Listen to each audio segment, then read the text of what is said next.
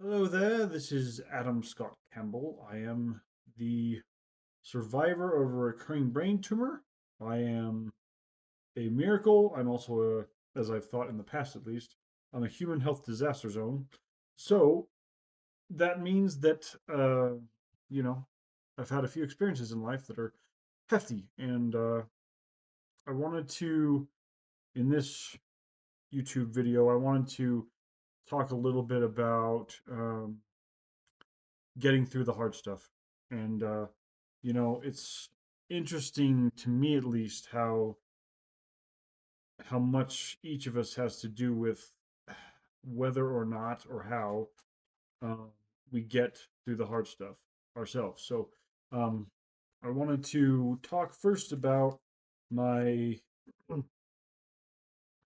my baby brother when I was a month shy or about a month shy of my fifth birthday. I was just a little kid. My baby brother was taken home to God, and uh, at the time, as a almost 5-year-old, I didn't understand that his passing wasn't my fault. As I suppose as a kid, as a very young kid, everything you think everything's your fault. You think you've done something wrong. You think you can do anything, and yet your brother dies, and so you're like, well, I should have saved him, and I didn't. So it's all my fault. So that's kind of the not kind of that was very much the mindset I had as a 5-year-old, and I didn't realize it until decades later when I was with a group of friends and we were just talking, and I this was in a recovery group, a men's recovery group, and my friends and I were just talking in that group, and um, it was just uh, it just blurted out. I just blurted out of nowhere. It wasn't my turn to talk, and it just came out of me in a tumble that my brother died when I was almost 5, and it was my fault, and I've been and it just came out of me in a rush. And a friend of mine in the group said, um, just listen to me talk, and then when I was finished, he turned to me and he said, Adam, you've been carrying this for all your life since you're 5 years old, and yet for that, it wasn't your fault. You didn't, you're not guilty of this. It wasn't your fault, he said. And I guess, that was the first time anyone had ever said that because no one else could have known. I had never told anybody that I'd taken that onto my shoulders until that moment, decades later. And but that's kind of the one of the parts of the backdrop to my story. It's been a journey, and it's been rough. It's been hard. It's been impossible at times, and I have made the decisions countless times to just give up and to not persevere and um, to quit. And something that I've learned is that I'm not um, something I learned was I was talking to another friend not that long ago, like maybe in the last year or two. Um, he and I were talking, and he's a little bit older, but he's the father of a lot of my friends growing up, and I was friends with their family. They were friends with ours, and but we were talking, he and I, one night, and he just said, Adam, he asked me the question. He's like, how do you keep going? How do you persevere when so much you've been through, so much you've had so much happen? And I looked at him and I said, I don't know what else to do. Uh, and I forgot that I'd said that to him until a while later, not that long ago from the and he just reminded me of that, and he's just like that stuck with him. So pushing through, enduring, persevering, sticking with it. These are wonderful things and important things and required things if we're going to accomplish what we're here to do and to, you know, fulfill our dreams and do good, all the good that we're supposed to do. But it's not. It's a lot easier said than done.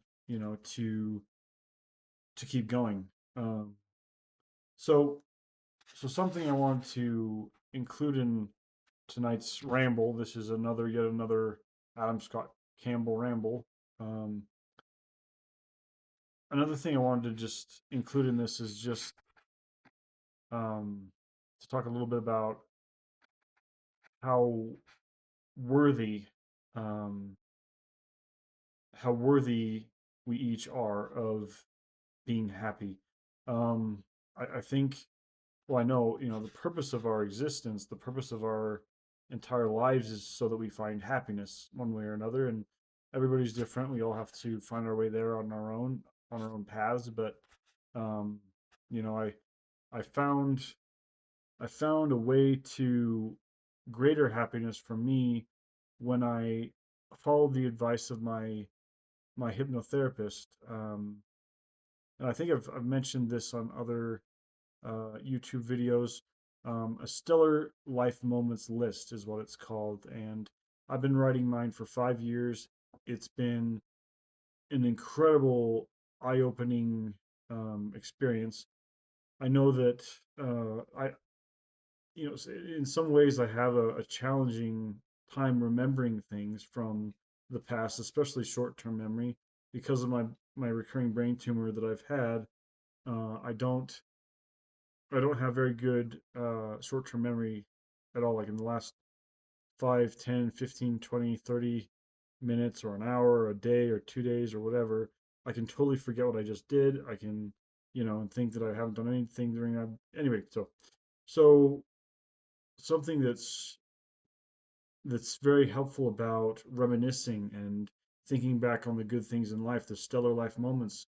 It's like it changes night to day. It just um, it for example, one of my stellar life moments happened when I was um, in a church meeting. It was probably just in our church, in my church, we have something called stake conferences, and they're like a lot of smaller congregations that are all in the same church, but they're in different areas. Well, that bunch of those uh, smaller congregations come together in a stake, is what it's called, Stake, not Steak. Um, and you don't eat it; it's an organization, so stake. Um, and we were in this stake conference. I was sitting at one of the pews in the church building, and uh, one or two pews ahead of me, at the end of the pew, was this little toddler, and he was looking around, and I wasn't really paying attention to the speaker, like maybe I should have been, but but this little toddler just kind of, his eye caught mine, and I looked at him, and I just had the thought, so I stuck my tongue out at him. I was just like, and he got a little grin on his little face. He's probably like 1.5, 2 years old. He's being held by his mom, but he's looking right at me, and he kind of smiles shyly, and then he sticks his own tongue out to experimentally, just to try it out. and and I was just, you know still a life moment, because we went back and forth like that for a while, and I feel kind of um sometimes I feel like a little bit worried, like what if I taught him a bad habit, and his mom's like, where did you learn that? So but um stellar life moments, they can be anything that brings happiness, just remembering them. And so, if you ever have a down day or a good day, either way, get a piece of paper and a pen, not pencil, a pen, and just start writing down memories that were happy, stellar.